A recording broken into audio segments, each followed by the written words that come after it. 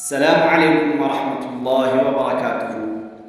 M بابو Tanoli Islamic studio سے M بابو تنولی اپنے دیکھنے سننے چاہنے والوں کے لیے انتہائی اہم اور ضروری مسائل لے کر حاضر ہوتا ہے، اور ایسے مسائل آسان لفظوں میں آپ کو بتاتا ہوں کہ جن کو بتاتے ہوئے لوگ شرم کرتے ہیں، جن کو بتاتے ہوئے لوگ شرماتے ہیں، پوچھتے ہوئے بھی شرماتے ہیں، پوچھ نہیں پاتے۔ اور دین کے اندر آپ کو ایک بات بتاؤں کہ دین کے مسائل پوچھنے میں بتانے میں شرم نہیں کرنی چاہیے۔ اگر آپ ان دین کے مسائل کو بتانے میں شرم کریں گے، پوچھنے میں شرم کریں گے، تو ہو سکتا ہے کہ آپ ساری زندگی ناپاکی کی حالت میں رہیں، ہو سکتا ہے کہ آپ ساری زندگی گندگی کی حالت میں رہیں، ہو سکتا ہے کہ آپ ساری زندگی نمازیں آپ کی نہ ہو رہی ہیں۔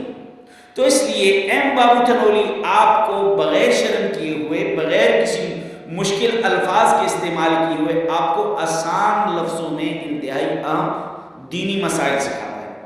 آج میں ایک انتہائی اہم دینی مسئلہ لے کر آیا ہوں۔ ایک بہن نے مسئلہ پوچھا ہے، سوال پوچھا ہے کہ میرا شوہر، مجھے 6 دن تک مسلسل مینسز آتے ہیں، پہلے 3 دن بہت زیادہ بلیڈنگ ہوتی ہے اور دوسرے 3 دن یعنی نہ ہونے کے برابر ہوتی ہے۔ تو میرا شوہر دوسرے 3 دن جن میں بلیڈنگ کم ہوتی ہے ان کے اندر بزور مجھ سے ملاپ کرتا ہے، بزور مجھ سے ملنے کی خواہش کرتا ہے، تو کیا اسے میں اجازت دوں یا نہ دوں؟ اگر میں اجازت دیتی ہوں تو میں گناہگار تو نہیں ہوتی، اگر وہ ایسا کرتا ہے تو کیا وہ گناہگار ہوتا ہے؟ تو میرے بھائیو بات سمجھ لینا، اللہ نے قرآن مجید فرقان حمید کے اندر ان مسائل کو بیان فرمایا ہے۔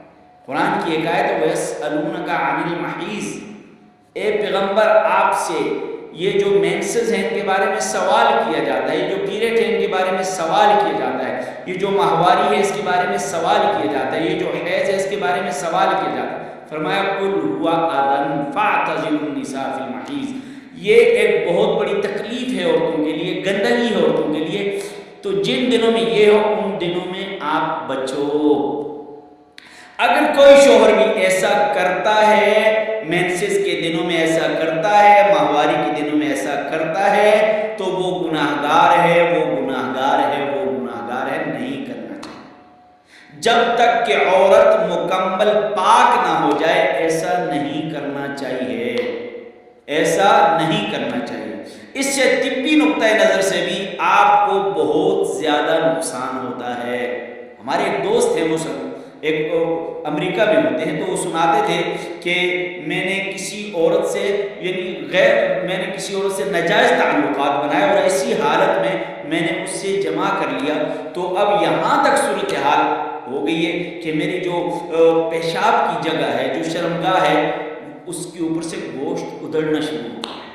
تو میرے بھائیوں، اللہ نے جو چیز آپ کو بتائی ہے، اللہ نے سمجھائی ہے، اس میں آپ کی صحت کا راز ہے، اس میں آپ کے فائدے ہیں، اس میں آپ کے لیے جو ہے نا بہت سارے فوائد ہیں۔ تو اس لیے مسئلہ یہ ہے کہ جب تک عورت مکمل مینسز سے پاک نہ ہو جائے، غسل نہ کر لے، اس وقت تک آپ نے اس سے ملنا نہیں، ملاپ نہیں کرنا۔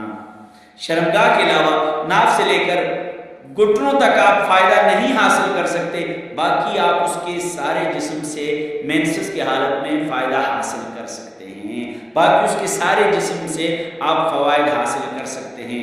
امید ہے کہ آپ کو مسئلہ سمجھ آ گیا ہوگا۔ اگر اسی طرح مسائل مزید دیکھنا چاہتے ہیں تو بیل آئیکن کو ضرور دبائیے اور میری اس طرح ویڈیو کو دوسروں تک ضرور پہنچائیے۔ السلام علیکم۔